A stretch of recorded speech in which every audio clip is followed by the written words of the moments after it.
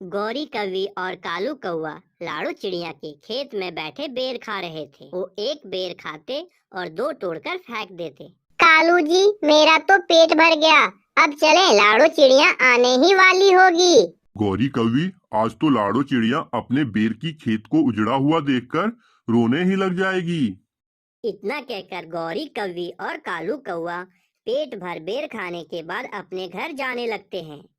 इतने में लाड़ो चिड़िया भी अपने खेत में आ जाती है। तो मेरे प्यारे दोस्तों, तब तक आप हमारे वीडियो को लाइक और अगर चैनल को सब्सक्राइब नहीं किए हो तो जल्दी से सब्सक्राइब कर लो। आप हमें कमेंट सेक्शन में जरूर बताएं कि हमारी ये वीडियो आपको कैसी लगी। कमबख्त किसी चोर ने मेरी सारी फसल ही बर्बाद कर दी। बेर खाने के लिए होते हैं और उन चोरों ने बेर खाने के साथ साथ मेरी सारी बेर खराब की है। इतना कहकर लाड़ो चिड़िया रोती हुई बबलू कबूतर के पास चली जाती है। बबलू कबूतर जी, तुम्हें तो पता है मैं अपनी बेर की खेती में कितनी मेहनत की है, मगर कोई चोर हर रोज मेरी बेर चोरी करके ले जाता है और आधी आधी खाकर मेरे खेत में फेंककर मेरी फसल को भी खराब कर जाता है। लाड़ो चिड़िया, हमारे जंगल में तो कोई ऐसा पंछी नहीं है, शायद ये दूसरे जंगल के बदमाश पंछियों का काम है। कबूतर जी, जिस दिन मैं उन चोरों को पकड़ लूंगी तो छोड़ूंगी नहीं। फिर लाड़ो चिड़िया लोहार पंछी उल्लू जा के पास जाती है। चाचा उल्लू जा, मुझे एक अच्छा सा फंदा बना कर दे, ऐसा फंदा जिसमें पंछी फंस जाने के बाद भाग ना सके। ए लो लाड़ो चिड़िया, ये लोहे का बहुत मजबूत फंदा है। ऐसा फंदा जिसमें पंछी फंस जाने के बाद भाग नहीं पाएंगे। जैसे ही कोई पंछी फंदे से टकराएगा वो फौरन ही फंदे में फंस जाएगा। और इधर गौरी कौवी अपनी माँ के पास दूसरे जंगल चली जाती है और अपनी माँ से कहती है, माँ कैसी हो माँ, कुछ खाया पिया भी था कि ऐसे ही भूखी बैठी हो? क्या बताऊं गौरी बेटी, हमारे जंगल में तो अनाज की बहुत ज्यादा किल्लत हो गई है। माँ, आपने मुझे पहले क्यों नहीं बताया? आप मेरे साथ चले। कालू कौवे ने बेर की खेती की है, आप हमारे खेत से बेर खा लेना। क्या कालू कौवे ने बेर की खेती की है? मेरा दामाद इतना मेहनती कैसे हो गया? माँ, अब कालू जी बहुत मेहनती हो गया है। बस माँ, अब आप मेरे साथ चलें, मीठे मीठे बेर खाकर आपका मन खुश हो जाएगा। और इधर लाड़ो चिड़िया बबलू कबूतर से कहती है, बबलू कबूतर जी, तुम आज देखना, मेरे खेत में जो चोरी करके बेर खाता है वो चोर पकड़ा जाएगा। मैंने अपने बेर के खेत में लोहे का फंदा रख दिया है। लाड़ो चिड़िया, कहीं ऐसा ना हो चोर वे तुम्हारा फंदा देखकर तुम्हारा फंदा ही चुरा लें। नहीं कबूतर जी, आज वो लालची चोर जरूर फंसेगा, वो फंदा नहीं देख पाएगा।